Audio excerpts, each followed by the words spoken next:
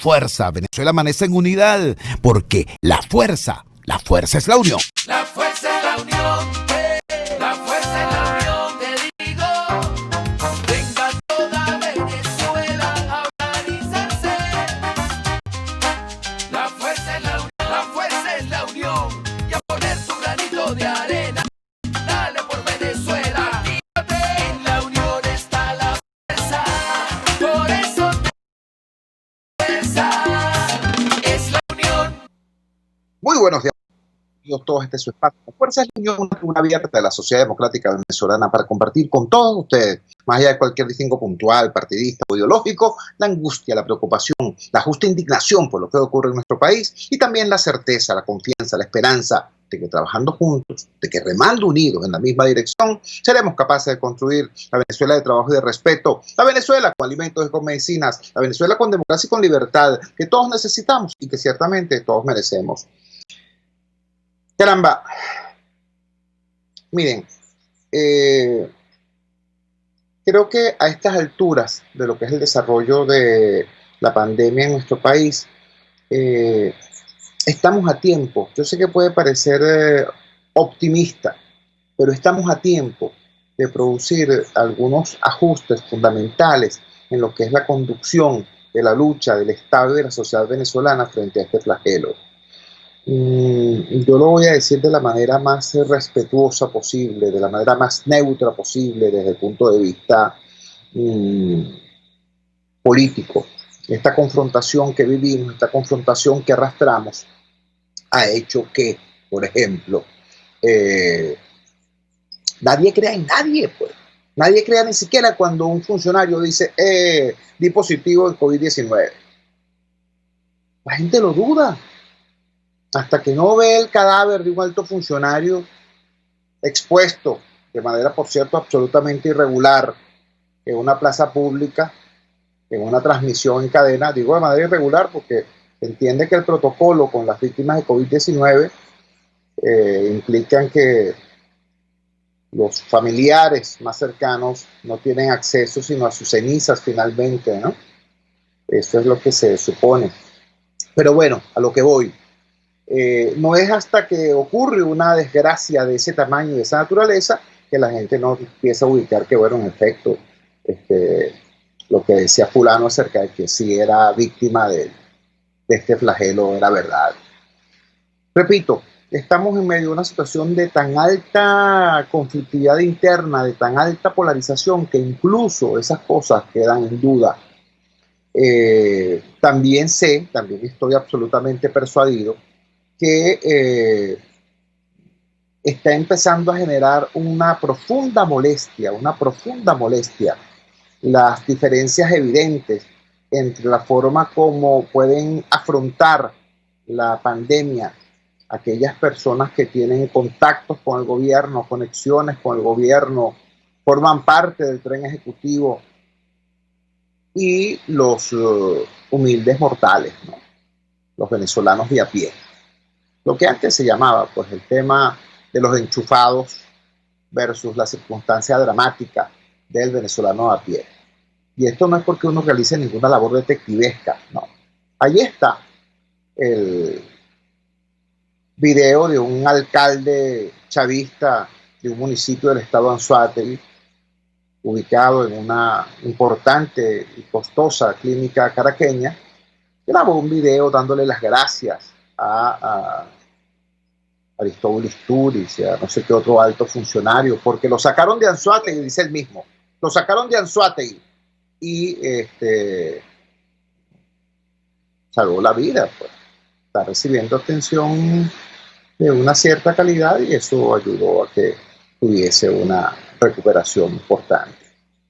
Por supuesto, cuando tú comparas eso con lo que está ocurriendo en la frontera, con la manera como están viviendo su proceso de detección y de convalecencia, centenares, miles de venezolanos que están ejerciendo su derecho humano y constitucional a regresar a su país y son objeto de en primer lugar, de una operación de estigmatización y criminalización, en segundo lugar, de una reclusión en espacios absolutamente inadecuados, con pésima dotación, con malos servicios y con muchos maltratos. Cuando tú comparas una cosa con la otra, tú dices, caramba, aquí hay un tema de humanidad, ¿vale? De humanidad, ¿entiendes? O sea, yo no me voy a poner ahorita a descubrir el agua tibia y a recordarles a los funcionarios del gobierno, ellos decían ser socialistas y la igualdad y no sé qué cosa. No, chicos, estamos en una situación mucho, mucho más delicada que eso. Estamos enfrentando una pandemia y si ocurren las cosas que ocurren, imagínense ustedes, la gobernadora del estado Táchira está denunciando que los PASI son los puestos de asistencia sanitaria inmediata, ubicados precisamente en la frontera para dar atención a estos compatriotas, a estos hermanos nuestros. Bueno, la gobernadora del estado Táchira acaba de denunciar que los PASI constituyen en realidad una peligrosísima red de contagio. Imagínense ustedes. Entonces, cuando uno dice, bueno, déjame ver en profundidad qué es lo que está afirmando esta gobernadora que ha desarrollado una lucha inmensa en su estado contra el flagelo y por la gestión. Bueno, te encuentras con que la señora dice, con toda razón, llegan unas personas, las almacenan en esos espacios muchas veces sin las condiciones mínimas para la estadía humana, con respeto a su dignidad, les hacen una prueba, pasan 30 días, 40 días esperando el resultado de la prueba y mientras están esperando allí están unidos asintomáticos con personas que ya están experimentando los síntomas, individuos en distintos niveles de su condición de transmisibilidad, personas absolutamente sanas contaminándose. Por eso es que dice esta gobernadora que los PASI, en lugar de ser el cordón epidemiológico que protege al país, es en realidad un conjunto de sitios que tienen una presentan un alto peligro como focos de contagio y contaminación. Entonces digo todo esto porque más allá del tema de meterle el dedo en el ojo a uno o a otro, yo creo, después de haber conversado con médicos pertenecientes a las sociedades científicas, después de haber conversado con médicos que están vinculados al ámbito oficial, después de haber conversado con mucha gente que está muy involucrada y muy preocupada por esto, yo creo que aún estamos a tiempo de darle un giro para bien a la conducción de la lucha de la sociedad y del Estado venezolano frente a la pandemia. Ahora, eso pasa por algunas decisiones que son demasiado importantes. En primer lugar, pasa porque todos los poderes, aquellos que son poderes de facto, aquellos que son poderes nominales, todos los factores revisen su actuación y den un paso atrás. O sea, no es posible que el gobierno de Maduro, por ejemplo, ayer, frente a toda esta situación, imponga una cadena de radio y televisión para unos fines absolutamente politiqueros y electoreros. En esta situación de emergencia nacional, en esta situación de pandemia, eso siempre es un abuso. Siempre es un abuso, siempre es una ilegalidad y siempre es un acto de corrupción, porque están utilizando bienes públicos, en este caso el espectro radioeléctrico, para un fin particular. Eso siempre será un acto de corrupción, pero en este momento, además, es una bofetada al dolor de un pueblo que está viendo cómo la gente está cayendo ya como moscas, ¿vale? Eso es una conducta que tiene que ser revisada y revisada en atención a sus propios intereses, ¿vale? Porque ya hay una gran cantidad de altos funcionarios civiles y militares que recordaron que son mortales. Más que enchufados, antes que enchufados, son seres humanos. Y como seres humanos, esto les llega. Entonces, repito, hasta en función de sus propios intereses como personas, tienen que revisar esta cosa que está ocurriendo y esta cosa que se está haciendo. Los señores del grupo de Guaidó y compañía también tienen que revisar, ¿vale? ¿A cuánto estamos? Estamos a 18 de agosto. Y tú no puedes seguir, estás actualizando. Ya va, ya el bono Héroes de la Salud viene por allí. Comparen, vale. Lo que se hizo a través del pacto entre el gobierno y la oposición, teniendo como mediador a la Organización Panamericana de la Salud, eso fluyó. Poquito, pero fluyó. Incipiente y lento, pero fluyó. ¿Por qué? Porque para que fluya cualquier cosa es necesario acuerdo. Acuerdo político. En cambio, la otra cosa, que querían hacerla como aquella cuestión del 23 de febrero, sí o sí. Bueno, no ha fluido. A lo mejor lo logran en algún momento. A lo mejor lo transforman en el aguinaldo guaidocista de diciembre, qué sé yo. Pero, repito, en este momento, este país no está para eso, ¿vale? No nos pueden estar hablando que hay urgencia, urgencia, urgencia, y luego andar como las tortugas, como los morrocoyes. Nosotros, los ciudadanos, también tenemos que revisarnos. También tenemos que tomar medidas. También tenemos que extremar las medidas que hemos tomado, porque estamos en una fase expansiva de la pandemia. Todo el mundo tiene que revisarse y tenemos que dotar a la sociedad venezolana y al Estado venezolano de una dirección única para luchar contra la pandemia, una dirección que tenga carácter médico, científico, profesional, no electoral, gobiernero y politiquero. Una dirección que tenga una racionalidad médica y asistencial, no policial ni militar. Eso es necesario. Ojo, no estoy hablando en contra de los militares ni de los policías. Estoy diciendo zapatero a tus zapatos, ¿vale? ¿Entiendes?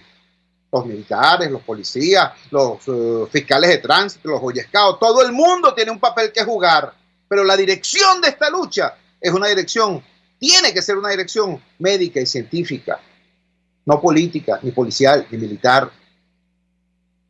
Y este no es un asunto de quién se luce más, este no es un asunto de quién controla más, este es un asunto de que sobrevivamos todos, o que todos nos sigamos poniendo en peligro. Termino esta parte del programa simplemente recordándoles que 1.047 casos nuevos de COVID-19 es el reporte del régimen de Maduro Moro sobre el saldo del día de ayer. Y Caracas empeora en materia de contagios. Los tres estados vinculados con la región capital, Caracas, Miranda y Vargas, son más del 70% de los casos a nivel nacional. Eso está ocurriendo. ¿Qué hay que esperar para que se produzcan cambios sustanciales en la manera de abordar esta tragedia? Vamos a la siguiente pausa comercial y ya regresamos con muchísimo más de La Fuerza. La fuerza es la unión. Usted escucha Unidad, la fuerza es la unión, con Chuo Torrealba por RCR 750 AM. Sintonícenos a través de Periscope, @RCR750, la radio que se ve. Los temas de actualidad más relevantes son expuestos a la luz de La Linterna. Diego Bautista Urbanija le invita a formar parte de este ameno espacio de charla y análisis con una buena taza de café y al son de buena música. La Linterna, de lunes a viernes, a partir de las 2 de la tarde, por RCR 750 AM. En la crisis se encuentran las oportunidades. Aquí en Sin Estrés se las mostramos con invitados especiales que nos regalan sus experiencias por una Venezuela mejor. Cada tarde, de lunes a viernes a las 3, desde el emprendimiento, la educación, la salud y el entretenimiento. Por nuestra calidad de vida se nos hace necesario tomar un respiro del agobio diario, dedicar unos minutos a la salud mental y emocional para vivir sin estrés. Sin Estrés, de lunes a viernes a las 3 de la tarde, por RCR 750, la radio que se ve. Opinión, ideas en debate. Usted escucha a Chuo Torrealba en Unidad, la fuerza es la unión, por RCR. regresamos a La Fuerza es la Unión y ahora es forzoso, es indispensable hacer referencia a un hecho político que ocurrió ayer en medio de este abuso, repito, en medio de esta desvergüenza que significa esta segunda cadena, porque es la segunda que ocurre con estas características en apenas días, ¿no? De cara a un evento electoral polémico en sus orígenes y rechazado por una buena parte del país, pero evento electoral convocado al fin y al cabo, el gobierno nos regala, el régimen de Maduro nos regala esta colección de abusos, ¿no? Cadenas de radio y televisión para actos políticos partidistas de naturaleza claramente electoral y proselitista. O yo, sí, ustedes, los señores del Consejo Nacional Electoral, de esa estructura, sea lo que sea, también al señor Gutiérrez, al señor Morales, que insisten en presentarse como rectores de la oposición, con todo respeto, lo que ocurrió ayer, repito, es una violación del tamaño de una casa, a la ley, a la Constitución, al sentido común. Bueno, en medio de ese abuso, en medio de esa situación de violación a la ley y al sentido común, se produjeron algunos anuncios por parte del poder. Uno de ellos tiene que ver con la región capital. Como ustedes saben, Caracas es una ciudad de un tamaño razonable, involucra la vida de la ciudad un conjunto de municipios y un conjunto de estados, más allá de la entidad donde están asentados los órganos del poder, es decir, mucho más allá del municipio libertador.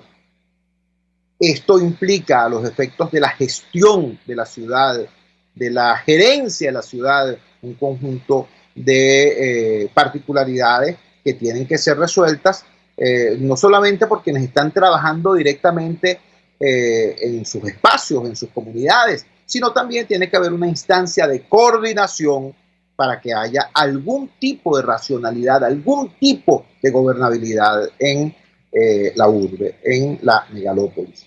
Caracas no es Altagracia, Catedral, no es la Avenida Urdaneta y el Silencio, no son las cuadritas esas que están alrededor de la Plaza Oleari y del Silencio, no. Caracas tiene un área de influencia que va prácticamente desde la ciudad de La Victoria, en Aragua, hasta bastante más allá de Guarenas Guatire, hacia el oriente.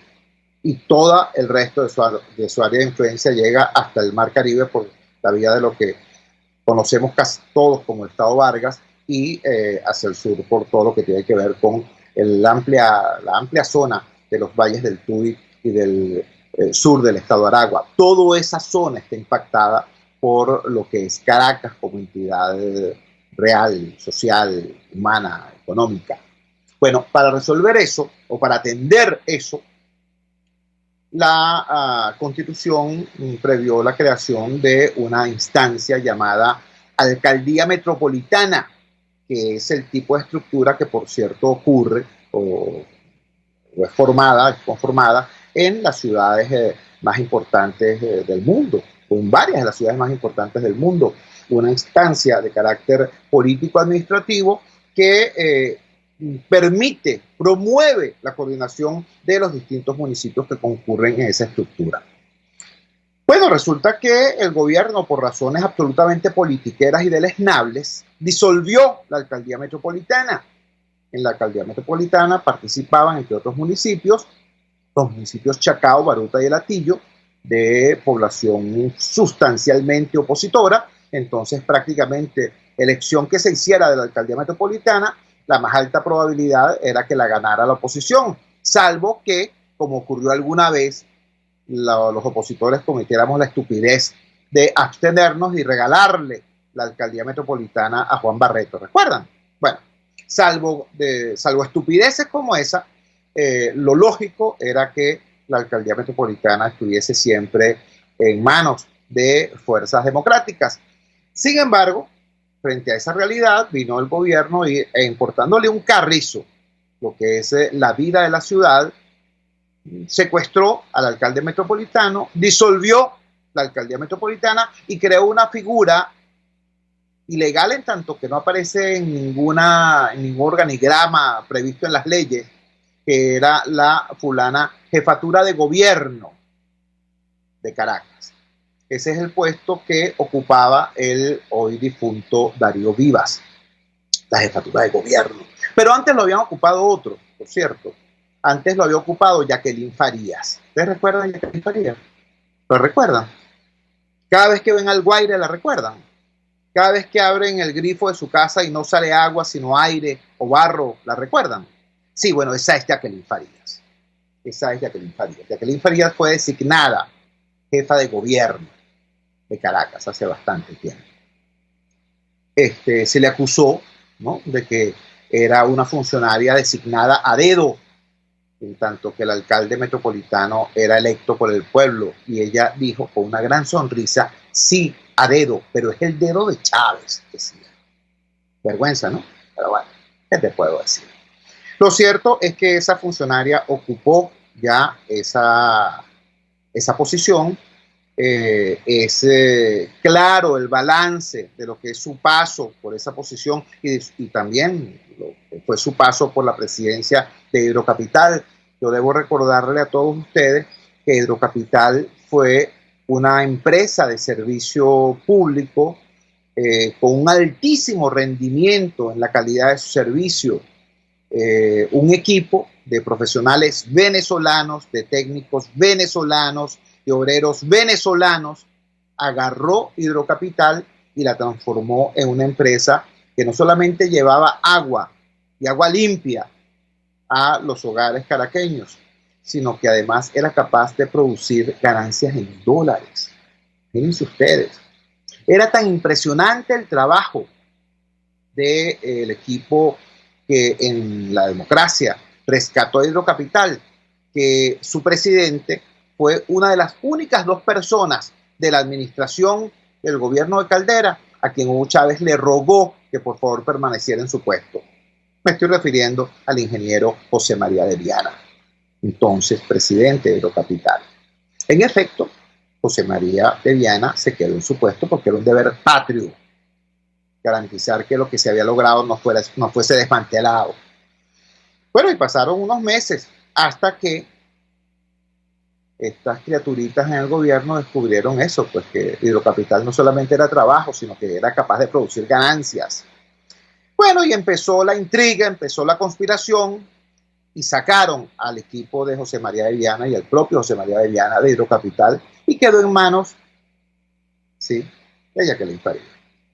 Bueno, pasó todo esto que ha pasado. Repito, no tengo yo que explayarme en detalles.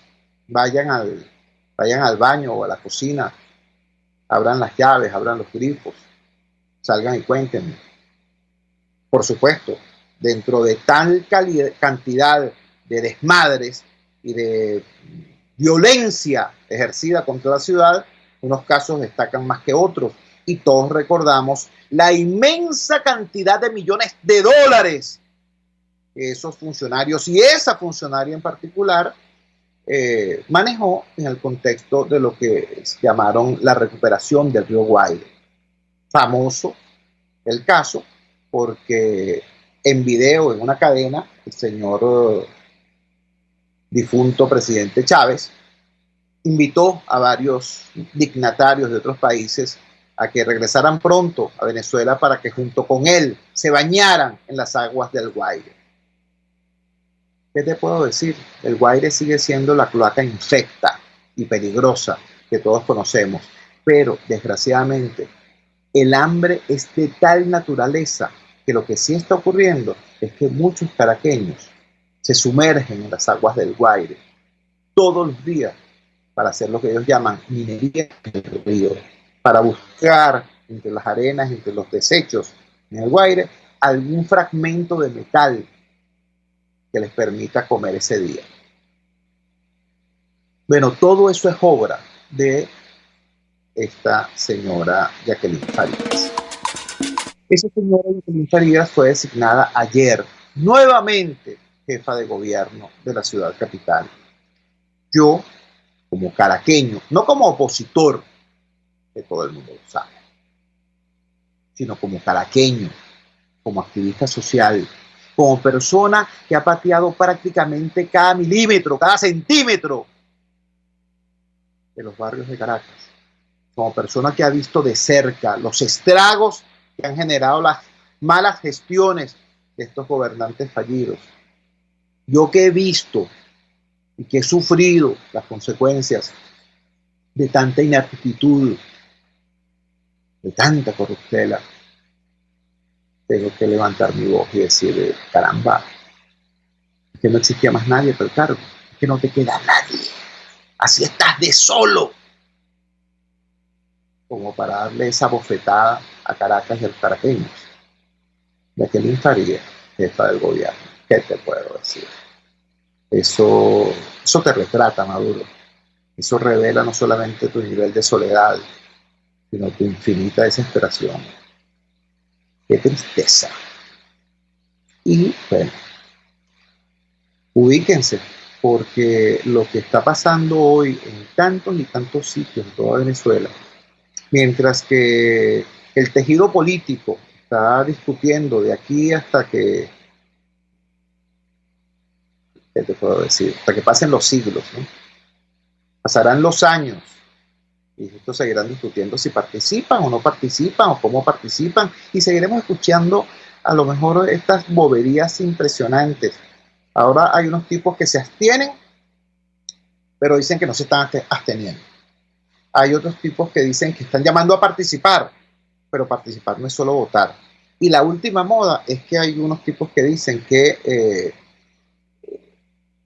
están de acuerdo con la posposición de las elecciones, pero no llaman a posponer las elecciones porque puede ser peligroso. Es decir, mientras que los factores, diversos factores de la oposición partidista y más allá de los partidos, están en ese nivel de frivolidad.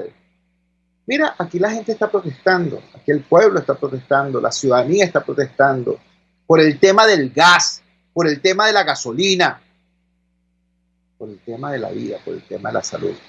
La gente está protestando, y cuando los caraqueños vean lo que sigue ocurriendo con la ciudad, estos jefes de gobierno, estos jefes de desgobierno, van a ver exactamente lo que es el bravo pueblo de Caracas. Vamos a la siguiente pausa comercial y ya regresamos con muchísimo más de la fuerza es la unión. Les estamos presentando Unidad, la fuerza es la unión, solo por RCR 750 AM. Puedes seguirnos en nuestras redes sociales. En Twitter, @RCR750, la radio que se ve. Los temas de actualidad más relevantes son expuestos a la luz de La Linterna. Diego Bautista Urbaneja le invita a formar parte de este ameno espacio de charla y análisis con una buena taza de café y al son de buena música. La Linterna, de lunes a viernes, a partir de las 2 de la tarde, por RCR 750 AM. RCR 750 AM. Porque lo bueno une.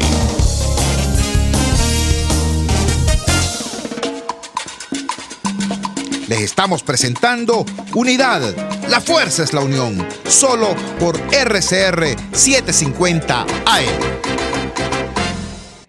Regresamos a la fuerza es la unión y ahora nos vamos a meter con otro tema que es complejo, es polémico, ¿no?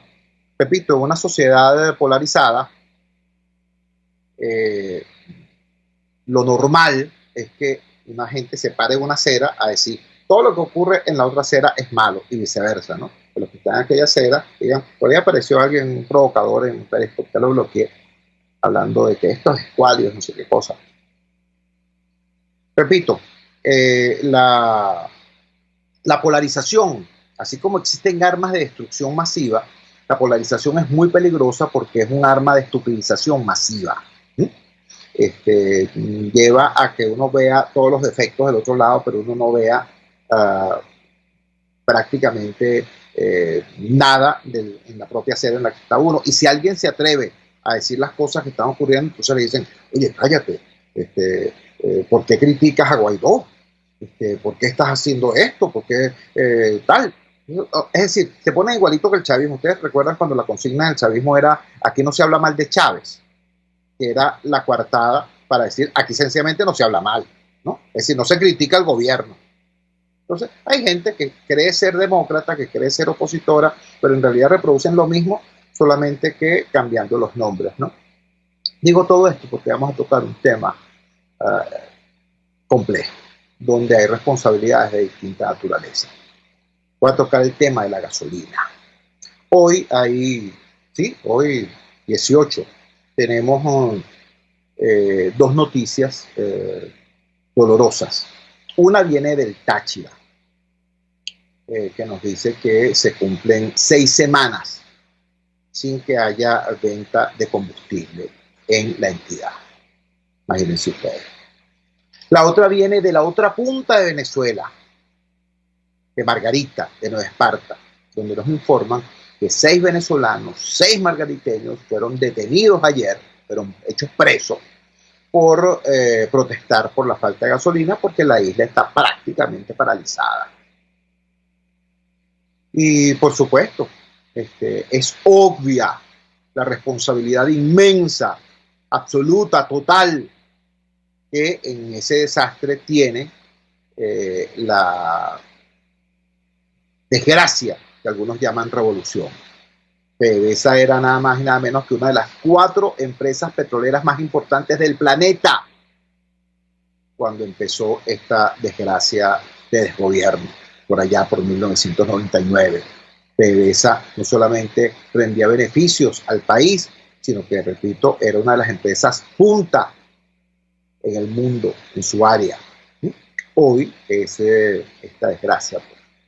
PDVSA ya no produce petróleo, solamente produce deudas, solamente produce derrames, solamente genera vergüenza. Vergüenza sobre todo cuando hablamos en la forma como maltrata a sus propios trabajadores. Ayer tuvimos acá en este programa a Eudis Girón, el director ejecutivo de la Federación de Trabajadores Únicos Petroleros de Venezuela, y Eudis nos refería, nos contaba, nos mostraba cómo están muriendo, pero como pájaros, como moscas, los trabajadores petroleros absolutamente desguarnecidos desde el punto de vista social y asistencial. Bueno, es obvio entonces que no hay necesidad de hablar de la culpa de esta situación en la que un país con las más importantes reservas petroleras del mundo no tenga cómo satisfacer las, por cierto, modestas necesidades del mercado interno. Es obvio que la culpa de eso la tiene el gobierno. Ahora, en medio de esta situación, ocurre que un aliado de la lucha del pueblo democrático por la libertad, un aliado muy importante como es Estados Unidos, en medio de un diseño, de una manera de ver las cosas, creen que interceptando 4 buques que venían para Venezuela con gasolina iraní, creen que interceptar esos buques, que impedir que esos buques lleguen a Venezuela, que incautar la carga de esos buques y venderla en Estados Unidos en beneficio, según leímos en los despachos, de las víctimas del terrorismo en ese país. Creen que eso es ayudarnos. Bueno, señores, yo simplemente les voy a decir, vayan y pregúntenle a los tachirenses que tienen 6 semanas sin una gota de combustible. Vayan y pregúntenle a los margariteños que ayer fueron hechos presos porque no había gasolina en la isla, o no hay gasolina en la isla. Vayan y pregúntenle a cualquiera de los venezolanos que en este momento en que usted y yo estamos hablando, está en cualquier parte del país, con 2, 3, 5, 10 días de cola frente a una estación de servicio. Vayan y pregúntenle si les parece una buena idea evitar que esa gasolina llegue a Venezuela. Y van a obtener una respuesta. Y esa persona que le va a decir, no vale, claro que hace falta gasolina aquí, no es chavista, no es madurista, no es cómplice, no es enchufado, no vale, es una persona que está desesperada y que necesita combustible. ¿Entiendes? Entonces, vamos a la otra parte. Una vez que hemos dejado absolutamente claro, absolutamente establecido, sin lugar a ninguna duda, de que la culpa de este desastre lo tiene la gestión inepta y corrupta de estos sujetos que tienen 20 años destruyendo este país y destruyendo a nuestra principal industria, entonces vamos a aterrizar en la situación actual. Mira, hay que decirlo con claridad. Hay una estrategia que cree que asfixiando al país asfixian a Maduro, que asfixiando a Venezuela asfixian al régimen. Esa estrategia supone que si los venezolanos pasamos cada vez más privaciones, va a llegar un momento en que vamos a explotar y entonces esa explosión se va a llevar por delante al régimen. Quienes piensan eso han olvidado un detalle demasiado importante. El gobierno de Maduro no es un gobierno democrático. El gobierno de Maduro no se rige por las coordenadas políticas, culturales e institucionales de Occidente. El gobierno de Maduro en muchos aspectos es igual o peor que las dictaduras comunistas. ¿Y qué es lo que ocurre en las dictaduras comunistas? Bueno, que mientras el pueblo está más deprimido, más deteriorado, más golpeado, más sumido en la miseria y en el dolor, más poderoso es el Estado. Porque el Estado, con recursos que haya, y entonces utiliza esos recursos para extorsionar población. Eso es lo que pasa. Eso es lo que ocurre. Y por eso la estrategia de las llamadas sanciones generales siempre tuvo en la oposición venezolana resistencia. Siempre. Yo recuerdo cuando era secretario ejecutivo de la Mesa de la Unidad Democrática, el doctor Ramón Guillermo Aveledo, como en su tono profesoral, en su tono didáctico, el doctor Aveledo le explicaba al país que la oposición venezolana está a favor de las sanciones individuales, a favor de las sanciones que sean aplicadas en forma directa a todos aquellos individuos que, por ser violadores de derechos humanos o por ser peculadores, ladrones del erario público, sean merecedores, sean acreedores a ese tipo de sanciones. Decía el doctor Aveledo, a esos sujetos que los sancionen, pero no sancionen al pueblo venezolano. Esa fue durante mucho tiempo la posición de, repito, los partidos de las fuerzas democráticas venezolanas. Sale el doctor Ramón Guillermo Aveledo de esa posición, me tocó a mí, le tocó a este humilde servidor ser la cara y la vocería de las fuerzas democráticas en aquellos tiempos en los que, por cierto, logramos avances y algunas victorias.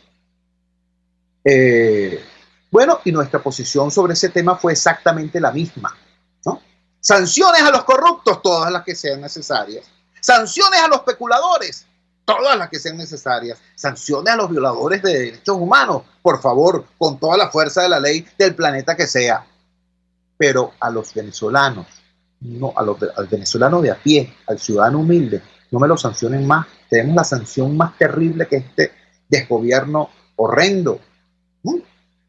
Entonces, eso ha tenido algunos cambios, ¿no? Por falta de formación política, por falta de criterio político, por desesperación en muchos casos. Bueno, tenemos a gente diciendo, no, está bien, ¿no? Hay que no solamente mantener, sino acelerar y profundizar las sanciones. ¿Y qué es lo que termina ocurriendo con las sanciones? Repito, cuando son sanciones generales, cuando son sanciones al país y no sanciones con nombre y apellido. Bueno, que las sanciones afectan a quienes no tienen poder, afectan a quienes no tienen cómo defenderse, afectan a quienes no tienen acceso a los recursos, es decir, no afectan a los enchufados. ¿Me entiendes? Eso es lo que termina ocurriendo. Yo lo dije en un programa hace como 3 días y luego ha habido mucha gente que me ha llamado para decir que con ese ejemplo por fin entendieron de qué se trataba. Bueno, repito el ejemplo. ¿Usted ha visto alguna vez a Nicolás Maduro haciendo cola en una bomba? ¿Usted ha visto alguna vez a Delcy Rodríguez empujando el carro porque se quedó varada? ¿Usted ha visto en alguna oportunidad a Freddy Bernal pidiendo cola porque se acabó la gasolina y no tiene cómo llegar a su puesto de comando? No, ¿verdad? Ellos tienen gasolina, ellos tienen recursos, ellos tienen cómo burlar las llamadas sanciones. Pero usted que me está escuchando no tiene esa posibilidad. Entonces, así como acabo de decir en el segmento de este programa, hay cosas que tienen que ser reformuladas. El gobierno está obligado, el régimen de Maduro está obligado por la vida, por los hechos, por las muertes de tantos venezolanos. El régimen de Maduro está obligado a redefinir lo que es la dirección de la lucha del Estado y de la sociedad venezolana frente a la pandemia y a permitir que se cree una nueva autoridad única, una nueva dirección colegiada frente a la pandemia, integrada fundamentalmente por médicos, por investigadores, por científicos, por gente que sepa de lo que está haciendo, de lo que está hablando, por gente seria y responsable, que maneje el tema y que le logre dar a la lucha contra el coronavirus una dirección centrada en criterios médicos, científicos y asistenciales y no en criterios políticos, electorales o militares. El gobierno tiene que hacer esa revisión. Ahora, hay sectores de la oposición y hay sectores aliados internacionales que tienen también que revisar algunas cosas. Esa política de las sanciones, esta circunstancia, no es simplemente una casualidad que yo les diga, hoy tenemos 3 titulares. 1, Táchira con 6 semanas sin gasolina. 2, Margarita, 6 venezolanos presos por protestar porque no hay gasolina. Tercer titular, el gobierno de Estados Unidos incauta 4 buques con gasolina que venían para Venezuela. Esos 3 titulares juntos nos revelan que hay que hacer una nueva mirada sobre ese tema. ¿Ves? Que las sanciones, insisto, tienen que ser sanciones con nombre y apellido. Que le quieres quitar la visa, el pasaporte, qué sé yo, los millones, las casas, las propiedades, los yates, los caballos de paso, los caballos de carrera, las joyas. ¿Le quieres quitar eso a los corruptos? Dale, pues. Después pelearemos, por cierto, nosotros, porque ese es dinero de los venezolanos. Eso no es para que Trump financie el muro que quiere construir con México. No, ese es dinero de los venezolanos. Pero si quieres hacer eso, bueno, háganlo. Pero no sigan castigando a un pueblo que ya está demasiado castigado. Porque, por cierto, esa estrategia no debilita la dictadura, la fortalece. Ahí tienen a Cuba, chicos. 60 años de sanciones. 60 años de sanciones, repito. Y ahí está el castrismo consolidado, gobernando a un pueblo absolutamente sumido en la miseria. Eso no se llama ayuda, por cierto. Eso no se llama ayuda. Vamos a la siguiente pausa comercial y ya regresamos con muchísimo más de La Fuerza. La Fuerza es la unión. Les estamos presentando Unidad. La Fuerza es la unión. Solo por RCR 750 AM. Puedes seguirnos en nuestras redes sociales. En Twitter, @RCR750, la radio que se ve. En Arnamar contamos con una muy extensa gama de productos cosméticos de primerísima calidad para el cuidado personal de toda la familia. En Arnamar nos sentimos orgullosos de ofrecer tratamientos especiales para el cabello y para la piel tanto de adultos como de niños, bajo las más estrictas normas internacionales. Y en Arnamar siempre estamos innovando para satisfacer las exigencias de la calidad de vida de hoy. Arnamar Cosméticos, toda una vida dedicada al cuidado personal de la familia venezolana. Antes de empezar el día, entérese de lo que acontece en el país junto a Pedro García Otero en Titulares de la Mañana. De lunes a viernes a las 6:30 de la mañana. Acompáñelo y empiece su día bien informado. Titulares de la Mañana con Pedro García Otero. Solo por RCR 750 AM. Porque lo bueno une. Amanece con la fuerza de un país que quiere cambio. Chuo Torrealba está al aire en Unidad. La fuerza es la unión. 482-9750 y @Chuo Torrealba por RCR. Regresamos a la fuerza de la unión. Quiero compartir con ustedes una nota que publicaron los colegas de Efecto Cocuyo con varios comentarios que creo que son oportunos, porque después de toda esta revisión que hemos hecho a las barbaridades que se promueven desde el desgobierno de Maduro Moros y a las respuestas ineficientes o confusas que se producen, o abiertamente contraproducentes, que se producen desde el ámbito opositor o desde los aliados internacionales de la oposición, entonces queda la pregunta, bueno, entonces, ¿qué se hace? ¿Qué hacer? ¿Cómo hacerlo? Este trabajo de Efecto Cocuyo da algunas pistas, ¿no? Se titula así: Oposición debe acumular fuerza por la vía electoral, opinan expertos. Esto tiene la firma de la respetada colega Ibis León. La estrategia de la oposición se apalancó, especialmente desde el año 2019, en la amenaza poco probable de una intervención extranjera y en los intentos de provocar el quiebre en el componente militar para forzar la salida de Nicolás Maduro. Pero el cese de la usurpación no ocurrió. A casi 2 años de la juramentación de Juan Guaidó como presidente interino de Venezuela, politólogos consultados recomiendan a las fuerzas opositoras cambiar su estrategia del quiebre por una que apele a la acumulación de fuerzas a través de las elecciones que permitan ganar espacios de poder, legitimarse con el voto popular y les evite caer en la parálisis o el abandono de la acción política. Los especialistas sostienen que aún en procesos electorales injustos e inconstitucionales, la oposición puede ganar espacios si participa con unidad estratégica. El politólogo Ricardo Sucre destaca 2 ideas que considera claves del polémico comunicado que emitió la Conferencia Episcopal Venezolana este 11 de agosto. El primero es que el pueblo está abandonado por la dirigencia en general, está sin referentes políticos. El segundo, que el pueblo favorece la vía electoral para resolver sus problemas. La Iglesia Católica les está diciendo a los políticos que tengan cuidado con lo que deciden, porque eso los puede conducir a la nada, a un gobierno del exilio o a la clandestinidad, que también es la nada, advierte. El problema, según el analista, es que la oposición está entrampada en su propia narrativa.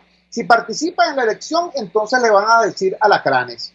Su apuesta siempre fue un quiebre provocado por factores exógenos y ahora deben decidir si siguen con el quiebre o asumen una estrategia de acumular fuerza que pasaría por participar en elecciones, expresa. Por allí se va este trabajo que recomiendo vean, después hay otras opiniones de otros especialistas. Está en Efecto Cocuyo, en el portal Efecto Cocuyo, con la firma de la colega Ibis León. Esto da pie, y lo coloco simplemente como referencia, como ejemplo, porque en las últimas horas hemos visto en las redes sociales algunas personas que cuando alguien compara lo que está pasando en Bielorrusia con lo que está pasando en Venezuela, dicen, no nos vengan a decir que nosotros acá no protestamos, y empiezan a sacar referencias a las grandes marchas del año 17 o a las grandes marchas del año 16, cuando la búsqueda del referendo revocatorio, o a las grandes movilizaciones del año 2015 previas a la gran victoria del 6 de diciembre de ese año. Nadie está diciendo que aquí no se haya protestado y que los bielorrusos nos estén dando clases en eso. Nadie está diciendo eso. No se vayan por las ramas, no huyan por la tangente. Nadie está planteando las cosas de esa manera. En primer lugar, no estamos comparando un proceso con otro porque cada proceso es distinto. Cada proceso es distinto. Lo que sí estamos diciendo es que esta situación de colapso de la dictadura de Lukashenko, un gobernante sangriento que tiene 26 años, casi tantos años como Juan Vicente Gómez en el poder. Bueno, hoy esa dictadura está en crisis y está en crisis porque la oposición de Bielorrusia, a pesar de que sabía que eso era una dictadura, a pesar de que sabían que esas elecciones eran chimbas, a pesar de que sabían que la Fuerza Armada, la Policía y el Consejo Nacional Electoral formaban parte del séquito del dictador, a pesar de eso dijeron, este es un espacio para hacer política, para participar, para activar a la población y para construir la esperanza. Bueno, vale, se armó ese zaperoco. Ahí está. Eso es lo que estamos diciendo. ¿Qué hubiera ocurrido si la oposición en Bielorrusia hubiera dicho, no, dictadura no sale con voto? No. Vamos a llevar a la abstención porque esa autoridad electoral no me satisface. No hay condiciones. Déjame mudarme para Washington para pedir que nos ayuden, porque solos no podemos. ¿Qué hubiera pasado? ¿Cuál es la diferencia entre una cosa y la otra? Bueno, es inmensa. Es la misma diferencia que podemos establecer, por ejemplo, en el caso de Bolivia. En Bolivia la oposición participa en unas elecciones, el gobernante Evo Morales hace fraude y ese fraude precisamente lo detona. Ahora, ¿por qué? Porque hubo una oposición que fue capaz de cobrar ese fraude y de transformar el fraude en factor de movilización. Entonces, quede claro, pues, no se trata de comparar ociosamente una cosa con la otra. Se trata de revisarnos y entender que si seguimos haciendo lo mismo, vamos a tener exactamente los mismos resultados. Y tenemos ya 2 años seguidos, 5 años en realidad, que en vez de acumular fuerza, lo que hacemos es disolverla. Seamos serios y escuchemos al pueblo, escuchemos a la gente. Trabajamos para ustedes en la dirección general de la emisora, Jaime Nestares. Al frente de los controles estuvo César Arteaga. Habló para ustedes que su amigo, comunicador popular, activista social, ciudadano en lucha por la democracia y por la libertad, Jesús Chuo Torrealba. Ahora más que nunca, fuerza, Venezuela, porque la fuerza es la unión. RCR presentó Unidad. La fuerza es la unión.